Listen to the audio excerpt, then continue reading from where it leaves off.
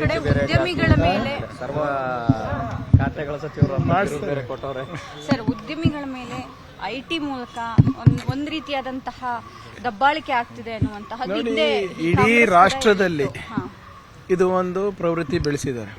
ಕಳೆದ 10 ವರ್ಷದಿಂದ ಐಟಿ, ಇಡಿ ಮತ್ತೆ GST ಹರಾಸ್ಮೆಂಟ್ ಉದ್ಯಮಿಗಳಿಗೆ ಆಗ್ತಾ ಇದೆ. ಯಾವ ಉದ್ಯಮಿಗಳಿಗೆ? ಯಾರು SME MSME ಮಾಡ್ತಾರೆ ಮತ್ತೆ ಇಂಡಸ್ಟ್ರಿಯಲಿಸ್ಟಿಗೆ, ಯಾರು ಕೇಂದ್ರ ಸರ್ಕಾರಕ್ಕೆ ತಲೆಬಾಗೋದಿಲ್ಲ ಅವರಿಗೆ. ಸಾಕಷ್ಟು ಉದಾಹರಣೆಗಳನ್ನು ನಾವು ನೋಡಿದ್ದೇವೆ. ಇದು 2ನೇದು 3ನೇ ಪ್ರಕರಣ ನಮ್ಮ ರಾಜ್ಯದಲ್ಲಿ ನಡೀತಾ ಇರೋದು. ನೀವು ಯಾರಿಗೆ ಖಾಸಗಿಯಾಗಿ ಮಾತಾಡಿ ಉದ್ಯಮಿಗಳಿಗೆ ಇದು ಹರಾಸ್ಮೆಂಟ್ ಇದೆ. GST ಹರಾಸ್ಮೆಂಟ್ ನಡೀತಾ ಇದೆ, IT ಇಡಿ ನಡೀತಾ ಇದೆ. ಇದು ಬರೇ ಇಂಥ ವ್ಯಕ್ತಿಗಳಿಗೆ, ಯಾರು ಕೇಂದ್ರ ಸರ್ಕಾರ ಮಾತು ಕೇಳಲ್ಲ. ದೊಡ್ಡ ವ್ಯಕ್ತಿಗಳು ಯಾರು ಇರ್ತಾರೆ ಅಂಥವರಿಗೆ IT ಇಡಿ ಏನೂ ಇಲ್ಲ. ಇನ್ಫ್ಯಾಕ್ಟ್ ಗೌರ್ಮೆಂಟ್ ಅವ್ರಿಗೆ ಕೆಲಸ ಮಾಡ್ತಾ ಇದ್ದಾರೆ, ಅವ್ರ ಆಳ್ಮಕ್ಳಾಗಿ ಸರ್ಕಾರದವ್ರು ದುಡಿತಾ ಇದ್ದಾರೆ.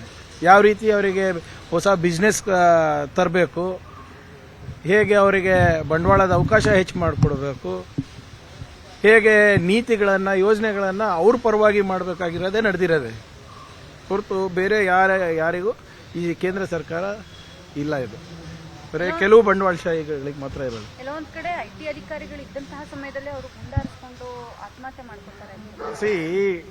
ಅದೇ ಹರಾಸ್ಮೆಂಟ್ ಎಷ್ಟಾಗಿರ್ಬೋದು ನೋಡಿ. ಅಂಡ್ ಇಡೀ ಸಾಮಾನ್ಯ ಜನರಿಗೂ ನೋಡಿ ಸರ್, ನೀವು ಎಲ್ಲರೂ ಹೇಳ್ತಾರೆ ಡಿಜಿಟಲ್ ಇಂಡಿಯಾನಲ್ಲಿ ಅದು ಆಗಿದೆ ಇದು ಆಗಿದೆ ಅಂದ್ಬಿಟ್ಟು, ನೀವು ಯಾವುದೇ ಸಾಮಾನ್ಯ ವ್ಯಕ್ತಿಗೂ ಮಾತಾಡ್ಕೊಂಡು ಕೇಳ್ಕೊಂಡ್ರು ಕೂಡ IT ರಿಯಂಬರ್ಸ್ಮೆಂಟ್ಸ್ ಬಗ್ಗೆ ಇರ್ಬೋದು ಅಥವಾ ನಿಮ್ಮ GST ಬಗ್ಗೆ ಇರ್ಬೋದು, ಎಷ್ಟು ಹರಾಸ್ಮೆಂಟ್ ನಡೆದಿದೆ ತಾವು ಸಾಮಾನ್ಯ ಜನರ ಹತ್ರ ನೀವು ಒಂದು ಸರ್ವೇನೇ ಮಾಡಿಬಿಡಿ, ಹೋಗಿ ಒಂದು ಸಮೀಕ್ಷೆ ಮಾಡಿದಾಗ ನಿಮಗೆ ಗೊತ್ತಾಗುತ್ತೆ. ಆದ್ರಿಂದ ಇದು ಕೇಂದ್ರ ಸರ್ಕಾರದ ಇದು ಹೊಸ ಆಯುಧ ಇದೆ ಶ್ರೀಸಾಮಾನ್ಯನಿಗೆ ತೊಂದರೆ ಕೊಡಲಿಕ್ಕೆ. ಇದು ಅದೇ ನೋಡಿ, ಇದು ನಾವು ಹೇಳೋದಲ್ಲ, ಕುಟುಂಬದವರೇ ಹೇಳಿದಾರಲ್ಲ.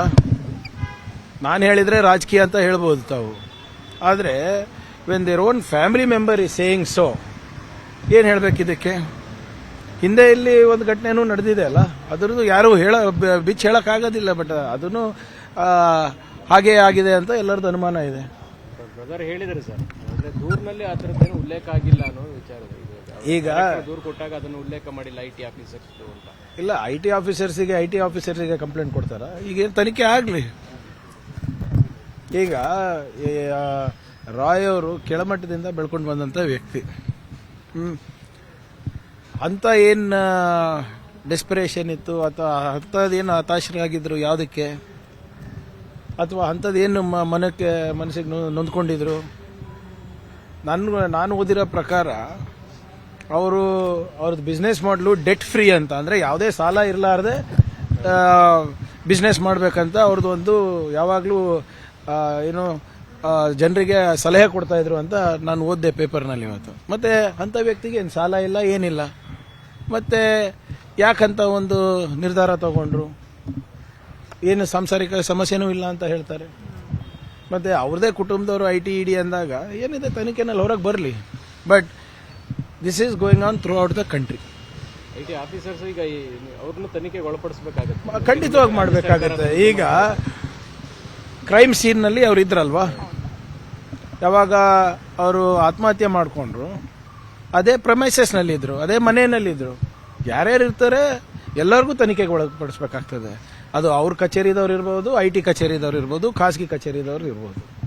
ಸರ್, ಕೇಂದ್ರ ಬಜೆಟ್ ಪ್ರತಿ ವರ್ಷ ನಿರೀಕ್ಷೆ ಮಾಡ್ತೀರಾ ಅನ್ಕೊಂಡಿದ್ದೀವಿ? ಇಲ್ಲ ನೋಡಿ, ನಾನಂತೂ ನಿರೀಕ್ಷೆಗಳೇ ನಂದು ಶೂನ್ಯ. ಕೇಂದ್ರ ಸರ್ಕಾರದಿಂದ 12 ವರ್ಷ ಆಯಿತು. ಕರ್ನಾಟಕಕ್ಕೆ ಏನು ಕೊಟ್ಟಿದ್ದಾರೆ ಹೇಳಿ? ಅಥವಾ ಏನು ಘೋಷಣೆ ಮಾಡಿದ್ದಾರೆ ಅದು ಅನುಷ್ಠಾನಕ್ಕೆ ಆಗಿದೆಯಾ ಹೇಳಿ? ನಿರ್ಮಲಾ ಸೀತಾರಾಮ ಅವರು 2 ಸರಿ ಇಲ್ಲಿಂದಾನೇ ಆರಿಸಿ ಹೋಗಿರೋದು.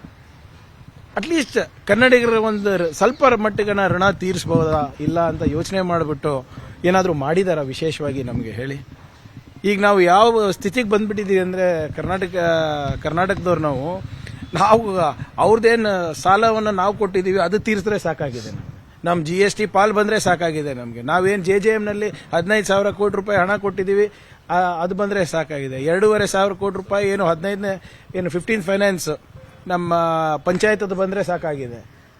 ನಾವೇನು ತೆರಿಗೆ ಕೊಡ್ತಾ ಇದ್ದೀವಿ ಅದ್ರ ಪಾಲು ಬಂದರೆ ಸಾಕಾಗಿದೆ ನಮಗೆ.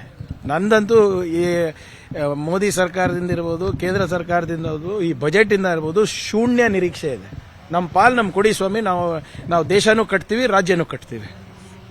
ಲೋಕಾಯುಕ್ತ ಟ್ರ್ಯಾಪ್ಗಳು ಪೊಲೀಸ್ ಆಫೀಸರ್ಸ್ ಒಳಗಾಗ್ತಾ ಇರೋದು ಸರ್ಕಾರಕ್ಕೂ ಒಂದು ರೀತಿ ಮುಜುಗರ ಅಲ್ಲ ಇದು? ನೋಡಿ ಯಾರು ಭ್ರಷ್ಟರು, ಯಾರು ಉಪ್ಪು ತಿಂದಿದ್ದಾರೆ ಅವ್ರು ನೀರು ಕುಡಿಲೇಬೇಕಾ? ಈಗ ಲೋಕಾಯುಕ್ತ ಟ್ರ್ಯಾಪ್ ಮಾಡೋದು ತಪ್ಪಂತ ಯಾಕೆ ಹೇಳಬೇಕು? ನಾವು ತಿದ್ಕೋಬೇಕಲ್ವಾ? ನಾನು ಕ್ಲೀನ್ ಇದ್ರೆ, ನಾನು ಶುದ್ಧನಾಗಿದ್ರೆ ನನಗೆ ಅದಕ್ಕೆ ಹೆದರಿಕೆ ಇರಬೇಕು. ನಾನು ಪ್ರಾಮಾಣಿಕ ಇದ್ರೆ ನಾನು ಯಾರು ಲೋಕಾಯುಕ್ತಕ್ಕೂ ಹೆದರೋದು ಬೇಡ, ಸರ್ಕಾರಕ್ಕೂ ಹೆದರೋದು ಬೇಡ. ನೀವು ಪ್ರಾಮಾಣಿಕರಿಲ್ಲ ಅಂದ್ರೇ ಇದು ಟ್ರ್ಯಾಪ್ ಆಗ್ತದೆ, ಅದು ಆಗ್ತದೆ, ಇದು ಆಗ್ತದೆ. ಇದು ಮಾಡೋದು ತಪ್ಪು ಅಂತ ನಾವು ಹೆಂಗೆ ಹೇಳೋಕ್ಕಾಗ್ತದೆ? ನಮಗೆ ಜನರು ಆಯ್ಕೆ ಮಾಡಿರೋದು ಒಂದು ಭ್ರಷ್ಟಾಚಾರ ಮುಕ್ತ ಆಡಳಿತ ಕೊಡಲಿಕ್ಕೆ. ಅದಕ್ಕೆ ನಾವು ಬದ್ಧರಾಗಿದ್ದೇವೆ. ಯಾರು ಕೂಡ ಟ್ರ್ಯಾಪ್ ಆಗಿರ್ಬೋದು ಅಥವಾ ಹಿಂಗೆ ಭ್ರಷ್ಟಾಚಾರದಲ್ಲಿ ತೊಡಗಿರ್ಬೋದು, ಅವ್ರು ನಮ್ಮ ಸರ್ಕಾರ 0 ಟಾಲರೆನ್ಸ್ ಇದೆ ಅದಕ್ಕೆ.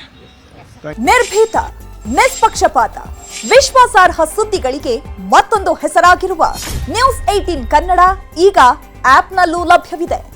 ದಯವಿಟ್ಟು ಇಲ್ಲಿರುವ QR ಕೋಡ್ ಸ್ಕ್ಯಾನ್ ಮಾಡಿಕೊಂಡು ಆಪ್ ಡೌನ್ಲೋಡ್ ಮಾಡೋದಕ್ಕೆ ಮರಿಬೇಡಿ. ನಿಮ್ಮ ಬೆಂಬಲ ಹೀಗೆ ಸದಾ ನಮ್ಮೊಂದಿಗಿರಲಿ. ಧನ್ಯವಾದ.